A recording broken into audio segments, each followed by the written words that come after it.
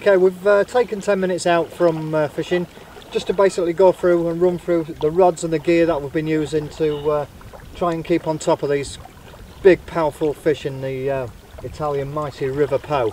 Enrico, this is a new range of rods. Right. Can you tell us about these rods, please? Yeah. We made these rods just looking at what is going on actually on the carp fishing style all over Europe. Especially talking with all our guys from, you know, we have guys in our team from all over Europe. We know more and more people is fishing and taking seriously all the biggest European rivers, Italy, Spain, France, Germany, all Eastern Europe, with plenty of river of this size. Yeah. You know, before most of the people were using spot rod, this kind of rod for fishing, because you need to cast very heavy leads and big PVA bags most of the time, or big stringers. And of course, because of that, many people is using spot rod. You see, we've been casting with 300, 350 grams leads and big PVA bags or big stringers.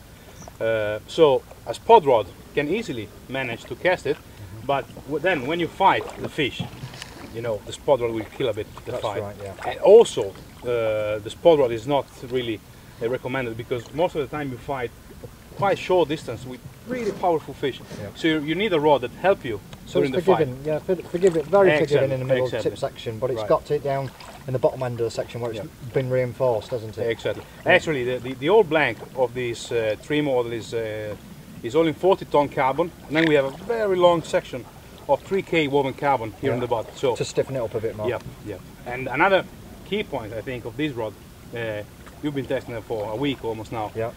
Even when you need to cast big 300, 350 gram lead, is extremely easy to cast. It's not something that broke your arm to cast. That's it. I mean, Enrico's been using the 12.6 version in a 4-pound test curve.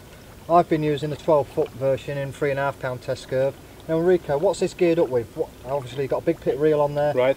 Some heavy duty line. It's a 0.50 diameter, is a monofilament. It's a 36-pound line actually. And have you got a shock leader on there? No, there's no shock leader on this. Okay. We're only using this shock leader here because we had the braided line, of course. Yeah. So it was the 0.60. Okay, and you've got a fluorocarbon leader on? Right, just a fluorocarbon leader, a couple of meters at the end. Okay, right. Distance lead clip and some of the reptilian... 45-pound reptilian coated hook link, yeah.